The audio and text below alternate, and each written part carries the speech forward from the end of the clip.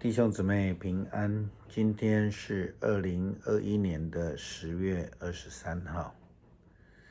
今天的经文是诗篇34篇第1节到第8节，约伯记第42章第7到第9节，马可福音第8章22到26节。今天要跟大家分享的主题是赦免。耶稣基督医治的时候，就是在他传福音医治的时候，他时常提一句话，就是你的罪得赦免了。这让当时候的法利赛人、祭司还有经学士们，他们不了解，甚至他们抗议。其实真的是因为他们不了解耶稣基督的权柄。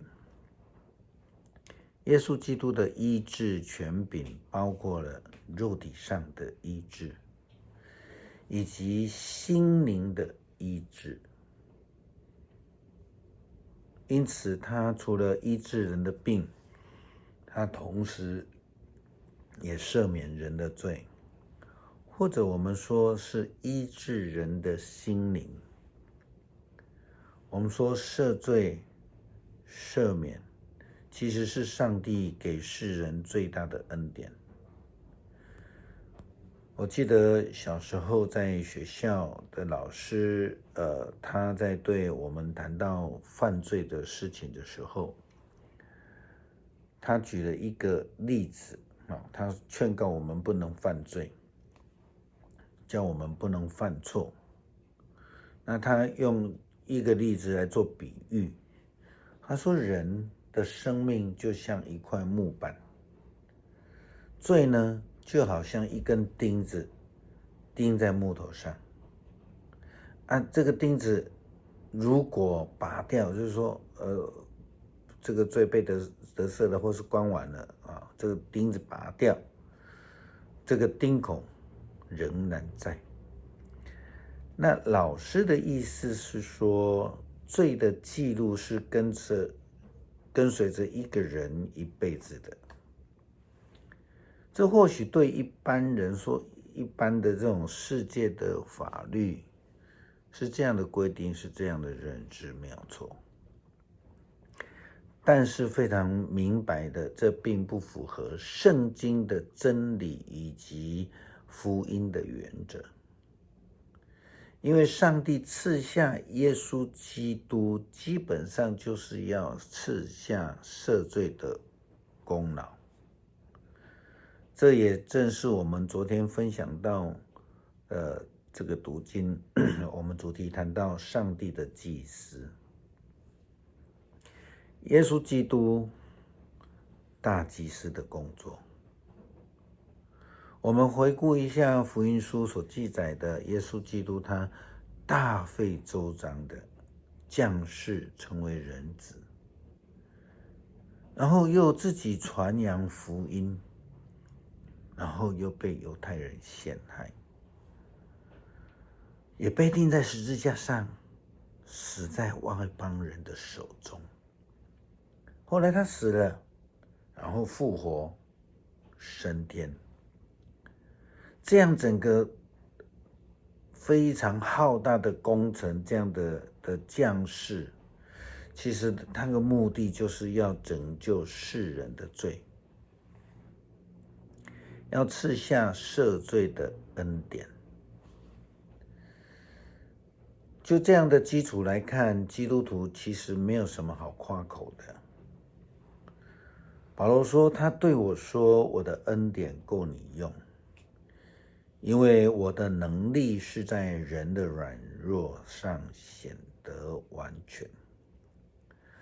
所以我更喜欢夸自己的软弱，好叫基督的能力复辟我。我为基督的缘故，所以软弱、凌辱、急难、逼迫、困苦，为可喜乐的。因为我什么时候软弱，什么时候就刚强了。在逻辑的思考上面，好像这个软弱刚强是对立的，怎么会是等号呢？什么时候软弱，什么时候就刚强了？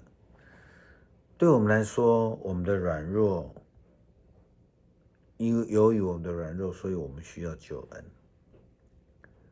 我们会犯罪，或是说得罪上帝，或者是说我们心灵会欠安。因此，我们需要赦罪的救恩，心灵得医治。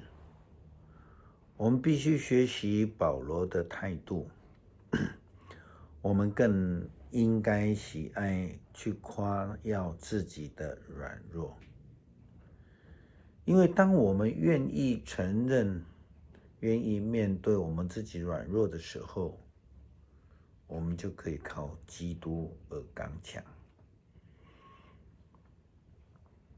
约伯有3个朋友，我们知道在约伯记里面看到，他们既然是又热心又对约伯有爱，但是他们的说话、他们的对话是极不得体，也非常的骄傲。根据约伯记的第42章的记载，我们看到了上帝对约伯的朋友以利法这样说：我对你和你的2个朋友很不满意。这是非常直接哦，因为你们议论我的话不比我的仆人约伯所说的正确。现在你们要拿7只公牛、7只公羊到约伯那里去，为你们自己献上烧化祭。约伯要为你们祈求，我会悦纳他的祈求，不按照你们的愚昧责罚你们。你们对我的议论不如约伯所说的有理。在这一段的对话里面，上帝所说的话里面，我们看到的几件事情、几个问题。约伯的3个朋友，他们是自以为是的，他们批评论断上帝却是不正确，得罪了上帝。但是上帝并不因为这样要惩罚他们，上帝要他们去向约伯来求情，因为他们不但没有能够帮助约伯，反倒成为得罪上帝的一个地方。上帝要约伯的3个朋友去面对自己的错、自己的罪，所以让他们知道约伯比他们更有益，为他们祈求，为他们奉献，为他们献祭。因此上帝就赐下了赦免的救恩。对于以利法、比勒达所法而言，约伯就是他们的祭司，如同耶稣基督成为世人的大祭司一样，为世人的罪祈求上帝的赦免，使世人能够与上帝复合。最后我们一样要从诗篇34篇来一起读，然后一起来祷告。我要时常感谢上主，我要不断的赞美他，我要歌颂上主的作为。